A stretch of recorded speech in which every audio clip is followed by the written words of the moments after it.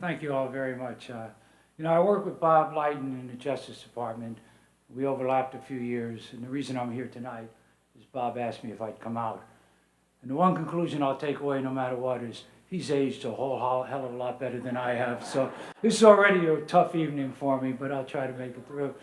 Dave, I want to thank you and KPI for the opportunity, but more importantly, for fighting for kids in this state whose help you really are going to depend, they're going to really depend on you. So I really think what you're doing here is important. I'm proud to be a part of it. And I hope I will, in some ways tonight, light a little fire under people. Because to me, there's no more important issue in this country. Certainly no more important domestic issue than education. And the simple truth is we are not right on education. And as long as we're not right on education, we will not be the America we need to be. Now, Dave said to me I could talk for 20 to 30 minutes. And already I can see a few people saying, oh my God. But let me rest you sure, I will only talk for 20 minutes. Not because I want to spare you, but I've done the research on this. And serious academic research, I'm not making this up. In the first 10 minutes, people will listen. I can look around, I can see you're paying attention.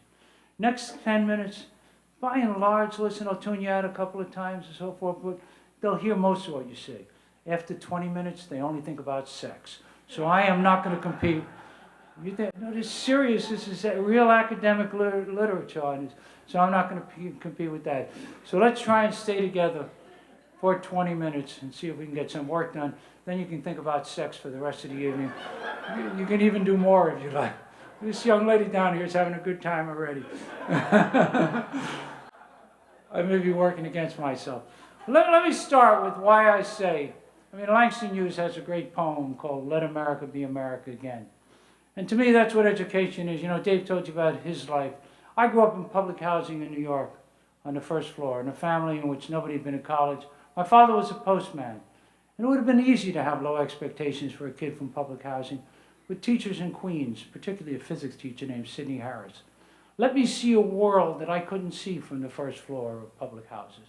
Let me think that I could actually go on and do something in my life, go to Columbia College, Harvard Law School, or indeed be invited here to KPI to speak. And that's because of education. Because people didn't set low expectations for me. Better than that, they insisted that I constantly push and challenge myself.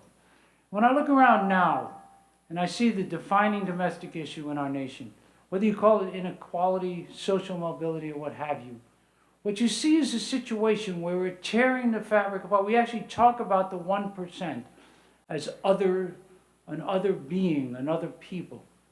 And we talk about the fact, and even in our elections, how we can't close the gap between the haves and the have-nots. How people who are middle class and below have been flatlined, while the 1% has done better and better and better. That's not a sustainable position for the country. I'll give you one statistic that drives me nuts. I think people find it shocking. If you look at the top 200 colleges in America today, 67% of the kids going to the top 200 colleges come from the top quartile of our income distribution. That means we're perpetuating social immobility. 5% come from the bottom quartile. They're represented 5% when it should be 25% if we believed in equitable distribution.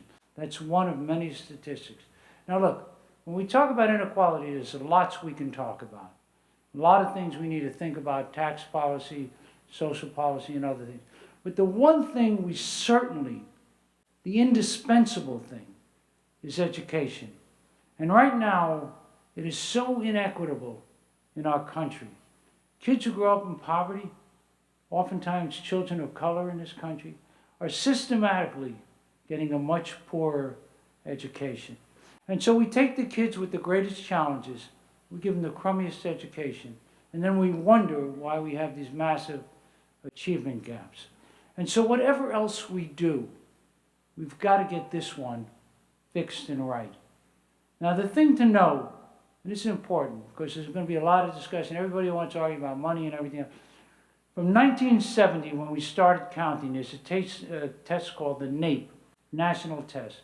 From 1970 to 2016, during that entire almost 50-year period, our NAEP scores for our high school kids have basically been flat. We've almost tripled the amount of money we spend, basically been flat. Enough people in this room know a little bit about business. That's an awful ROI. To almost triple your money and get flatline results. Now somebody could say, well, at least we're getting flatline results, we're not going downhill. And there's two problems with that thinking. Number one, the global economy, the high-tech economy is going to demand so much more from our kids. And so when I started public school in New York City in 1951, 60+% of our workforce were high school dropouts. Today that number is 6% and declining. So the world is going to demand so much more of these kids as they come forward. So when we're flatline, the demands are like this. Equally important, while we're flatline, the rest of the world is outperforming us educationally. So if you look around the globe, where do you see America among the industrialized countries? Literally toward the bottom in math and toward the middle in English and science. A totally where else would we tolerate being toward the bottom or being toward the middle globally? We, the greatest economy in the world today, despite everything else. And so to me, that is the challenge. And how we think about that challenge doesn't just talk about where we will be as a people in the future.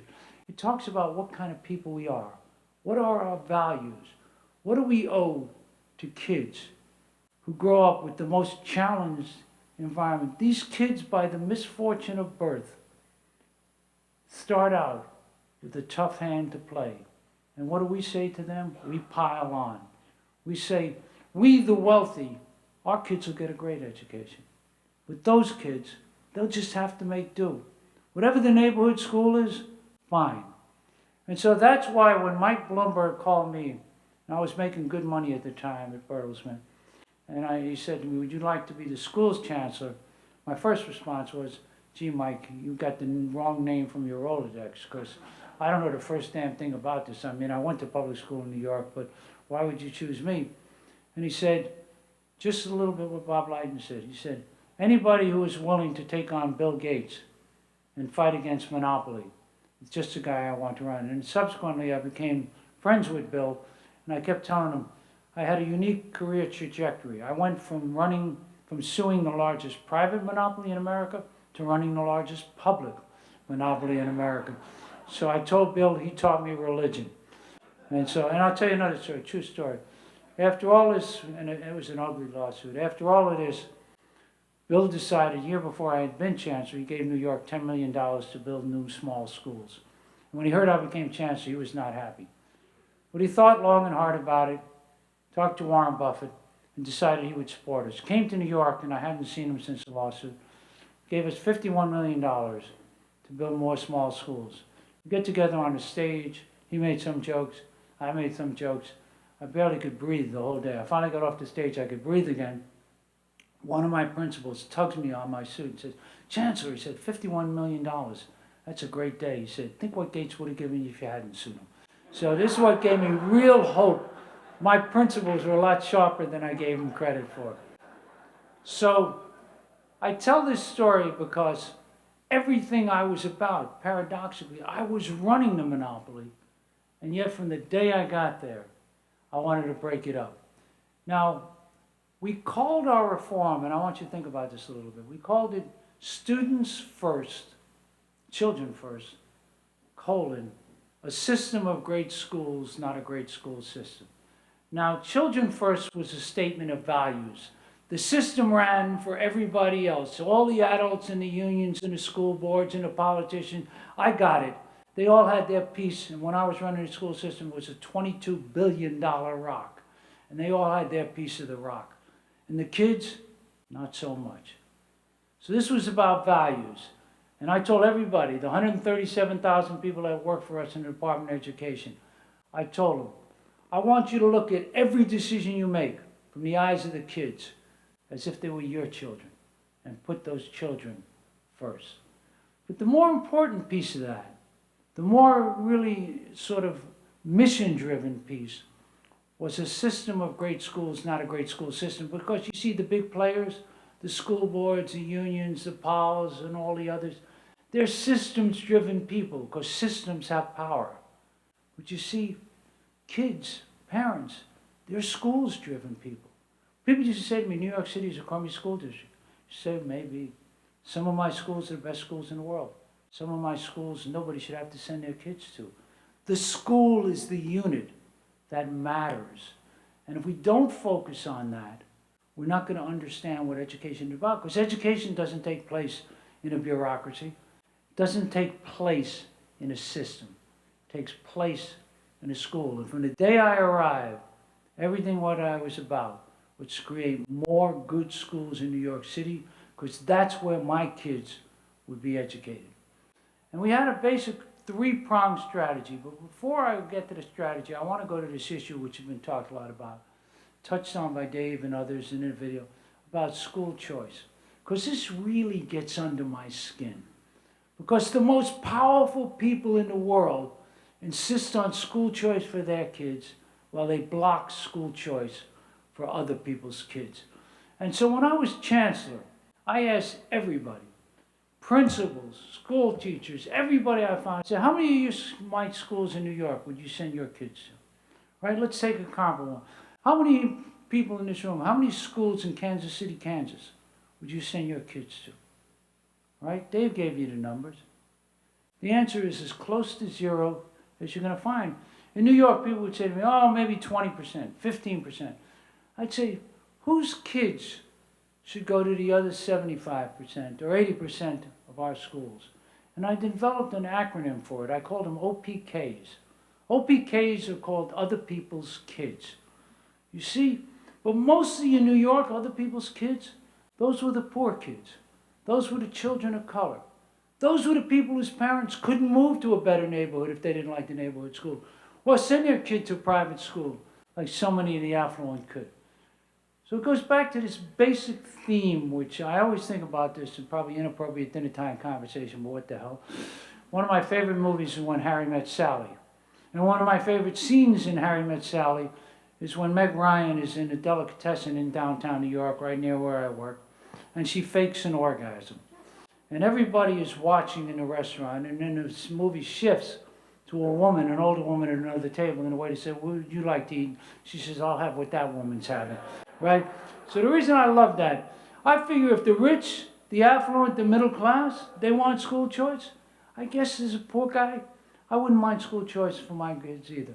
And to me, this fundamental issue of equity is so powerful, and it drove what we did in New York, and I promise you, the establishment hated it. The people who owned the rock said, you run the school system. What the hell are you doing bringing in outside competition?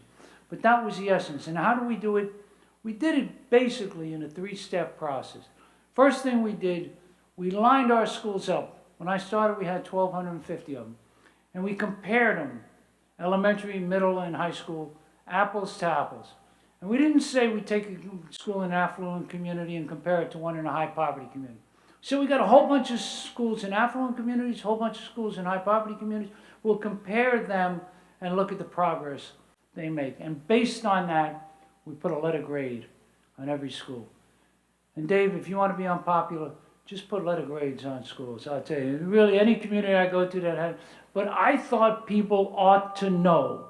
We ought to rip the skin off this thing and say to people, your kid's in a school where they're not getting nearly as much progress as the same set of kids. Because to me, this put the lie to the notion that it was all about the kid, because the same set of kids in a different school got very different outcomes. And I said to my principals, I wrote a contract with every one of them. And I said, here's the deal. You will have more authority on your school, how to run it. I don't believe that pointy-headed bureaucrats can run schools from our central headquarters. You run your school. I don't know whether you should hire another teacher, a coach, have a Saturday program for kids who can't speak English. You figure it out, because that's your job. And I'm not going to sit here at Central and figure it out for you. You have budget discretion. I got you power. It killed me negotiating with the unions. You could hire anybody you want. You no longer had forced placement. The only thing I couldn't get was firing power. But I got them a lot of authority. And I said in exchange for that, In this apples-to-apples comparison, if you get D's and F's on your schools over 2-3 years, I'm going to shut you down.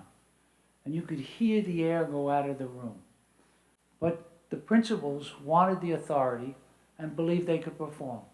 As a result of doing that, we shut down during the Bloomberg administration over 150 schools. You want to have fun in life? Shut down a school. I got tire tracks on my back from 150. Three groups of people. The people who were there hate you. The people who used to go there who have no clue what's going on there now, they hate you. And the adults who work there hate you. Other than that, you're very popular. So I shut down 150 schools and I opened up in their place 700 different schools. Think about that. That's half as many schools as you've got in the entire state of Kansas here. And I opened them up during the 12 years myself and a successor in the Bloomberg administration. Of those schools, about 200 were charter schools and about 500 were mostly new high schools replacing these old dysfunctional high schools. And in that process, I gave choice to every single one of them. I said to them, unlike the ones I shut, which had a catchment area, you got to earn your kids. Your charter schools, you don't earn kids, you don't get any kids. Your new small schools, you don't earn kids, you don't get any kids. So they had to compete. They had to be able to appeal to people, because remember, everybody had a catchment school. Everybody had a neighborhood school they could send their kid to. So if you weren't better than that, you weren't going to get anybody. And what you saw was a flocking to these different schools. These new small high schools we opened, people would line up to get in them. My charter schools, when I started, we'd have 10, 15,000 seats available, 80, 90,000 families, mostly families of color, African American, would be applying to these schools. And you'd watch them during the lottery, where the odds was 10 to 1 or 8 to 1 against them. And you'd see these people cry when their kid didn't get in. All that these people wanted, simple, was a better chance for their kids.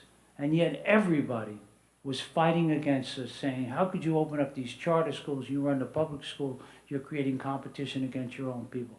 And I kept saying, I'm here for one reason. I'm here for that African American mother who wants her kid to have a shot that she never had. And if she thinks that charter school is better, that's fine, because I guaranteed her a public school. But if she thinks that charter school is better, God bless her, give her that opportunity, get behind it. Those 700 schools drove enormous, enormous change in the public school system. What happened was they had to differentiate, they had to innovate. We had schools like you couldn't imagine. We had an I school, which was sort of a little like you were talking about, Bart, about distance learning. I walked into one of them. I really got a kick out of it. I walked in there at 9 o'clock in the morning. There was a teacher, phenomenal math teacher, teaching on Skype from Arizona. She worked from 6 to 7 her time so that she could teach my kids in New York before she went to teach in Arizona. We opened up a thing with IBM that I literally talked to the CEO of IBM at a tennis match, and it was called P-Tech. And what it was a 6-year school, 4-year high school, 2-year community college. We put them together. Right then and there, you got to break down the bureaucracy. Because community college in one world, we're in another world. Try to break down the bureaucracy. We got IBM to come in, and the deal we made with IBM is you get involved with internships, externships, curriculum, everything. And at the end of this 6 years, you certificate my kids. Don't take my diploma. You certificate them. They get a diploma from me. They get a diploma from the community school, but you certificate them. And if you certificate them, they go to the front of the line as technicians. That school has now been replicated all over the world. In fact, today, upstate New York, Hillary Clinton went to one of the knockoffs of it, literally today. Because we forced innovation on the system because people had to differentiate. Because as I said, everybody else had a community school. So with choice and competition came differentiation, innovation. And as Bart was saying, not everybody wants to sit in the same chair at the same time. My father, during the Great Depression, he was a shoe salesman in the Midwest, in Moline and so forth, up in Illinois. And he taught me as a kid, he said, you know, if you're a good shoe salesman, he said, sometimes you can sell somebody a size 9 shoe with an 8.5 foot. He said, but you never sell somebody a size 6 shoe with an 8.5 foot. And what the public school system, when I got there, reminded me of, we were trying to tell everybody, no matter what the size of your foot is, we got a size 6 shoe and just fit into it. Now if you go to New York, you'll see an entirely different school system. Enormous differentiation, enormous innovation going on, people using technology in a way that was never before imagined, all created out of a thing called the I-Zone. And the way I created those 700 schools is a very interesting lesson. The bureaucracy loves to believe one of the most counterfactual arguments I've ever heard. They believe they rise to the top because they're the best, right? That's what so they think they should figure out how to run all the schools, create all the schools, do all the schools. I said to the bureaucracy, I'm going to open up something called the Office of New Schools, which we evolved to the Office of Portfolio Schools. And that office became basically a new school creation where outsiders, charters, publics, that was up to you. They came in and we would look at hundreds of them and pick those we thought were best. So we didn't create them. That's what led to the innovation, the differentiation, and made New York the place to come to open new and different schools. At the end of the Bloomberg administration, quite simply, the numbers, although not as great as I would have wished, were a whole hell of a lot better. Our graduation rate had gone up by 20%. That meant 15,000, 16,000 kids a year. The number of kids going to college, particularly kids from high poverty communities, had almost doubled during the time we were there. Our comparison with the rest of the state, when I started out, our kids were way behind the rest of the state. The rest of the state is much more affluent, much whiter by and large, and yet by the time we finished, our kids were almost parallel to the rest of the state. And the thing that mattered the most, the thing that I said, not a great school system, a system of great schools, when we started, our schools were clustered toward the bottom quarter of the state. More than half the schools in the bottom quarter were New York schools, virtually none in the top quarter, and certainly none in the top 25 schools. When we left, most of the schools in the top 25 schools were in New York City. And we had basically paralleled out with the rest of the state, which was more affluent, more white, less English language learners, and so forth. Not as good as I would have liked, but a whole lot of lives touched and affected. And so I end where I started. This is not a discussion about how do we make things a little different. This is a discussion about how we make a whole hell of a lot of change to become, in Langston Hughes' words, let America become America again. A place where a kid like me can grow up in public housing and stand before an audience as impressive as this and actually be listened to, even though I'm pushing on 20 minutes, to be listened to on an issue so deep to our hearts. All of the things that we worry about, all of the things about inequality, all of the things that are ripping the fabric of the country apart, would be so much easier to deal with if every mother, in every community, in every zip code, of every color, and every ethnic background, could look at her kid when that child was born and know that that kid would get as good an education as the children of the people in this room got. And that's why when I always say, I think so hard, one of my favorite books ever was a book that Tom Brokaw wrote about the greatest generation. The people who fought in the Second World War for this country, who put their lives on the line for a belief in freedom, in democracy, in capitalism, the American way. But at the core of that was this quaint notion that Dave talked about, that you saw me talk about this evening, called the American Dream. And it was because of the American Dream I'm here tonight. And I believe the challenge for this generation is not whether we'll put our lives on the line to fight a war. The greatest challenge for this generation was whether we'll make sure the American dream remains open and available to every kid in this country. We do that, this will be an entirely different nation. Thank you for your attention tonight.